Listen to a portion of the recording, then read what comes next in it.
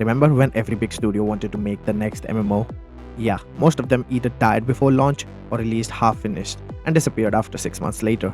Now NCSoft, yeah, the same company behind games like Lineage, Iron 2, Iron, Throne and Liberty, is trying something completely different.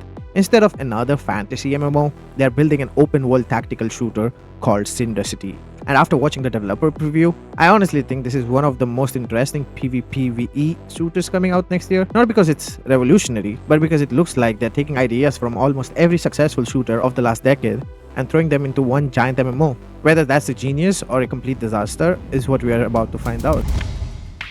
Originally, this project was known as Project LLL. If you have been following upcoming MMOs or PvP games in general, you have probably heard that name before. Now it's officially called Cinder City. And instead of cryptic trailers, we have finally got an actual gameplay overview. The game is set in the near future version of Sol after a massive catastrophe. Humanity is barely hanging on, mutated creatures roam the streets, a mysterious organization called Hyde controls parts of the city, and you play as one of the Cinder Knights, trying to survive while uncovering what actually happened. Unlike most shooters, this isn't mission-based, it's one huge connected world.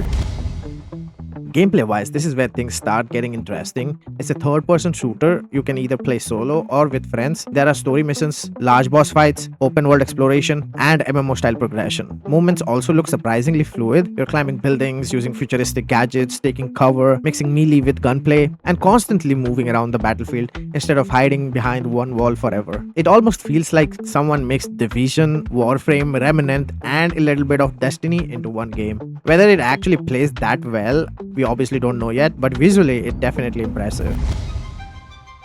One thing that immediately stood out to me is the map. This isn't some generic ruined city, it's actually based on real districts of Sol. If you have seen the older Project LLL footage, some buildings are recreated almost one-to-one. Even NCSoft's own office apparently exists inside the game, except it's full of infected employees trying to kill you.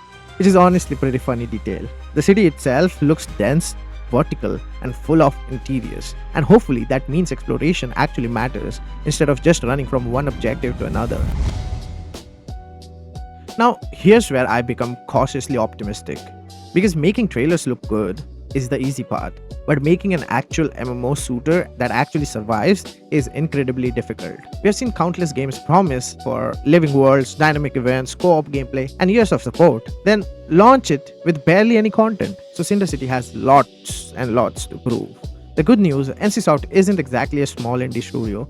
They have been running online games for decades. The bad news, they also have a history of making bad decisions that players hate. So I'm waiting to see things like how rewarding is the progression, how replayable are the activities, what's the end game, and maybe the biggest question, how aggressive will be the monetization? Because if you know NCSoft, you know this is the most important question.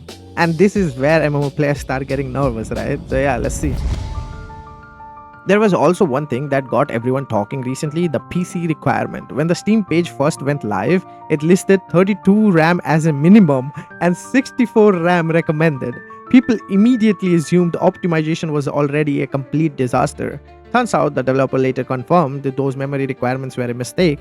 So thankfully, you probably won't need a NASA computer just to load into the tutorial. Still, it's a reminder that the game is very early and there's plenty left to polish before release. Overall, I think Cinder City has huge potential. Not because it's trying to reinvent shooters, but because it's combining ideas that already work into one massive world. If the combat feels good, the progression stays rewarding, and NCSoft doesn't overcomplicate things, this could end up being one of the biggest multiplayer releases of the year. But until we actually get our hands on it, I'm keeping my expectations somewhere between this could be amazing and we have been fooled before. Either way, it's definitely going on my wishlist. Let me know what you think about this game, guys. Is Cinder City actually worth getting excited for? Or is this another game that's going to look incredible in trailers and disappear after launch? And if you're into upcoming PvP, MMO, or extraction game, or anything, any game that has PvP, do subscribe to my channel because that's what we always talk about.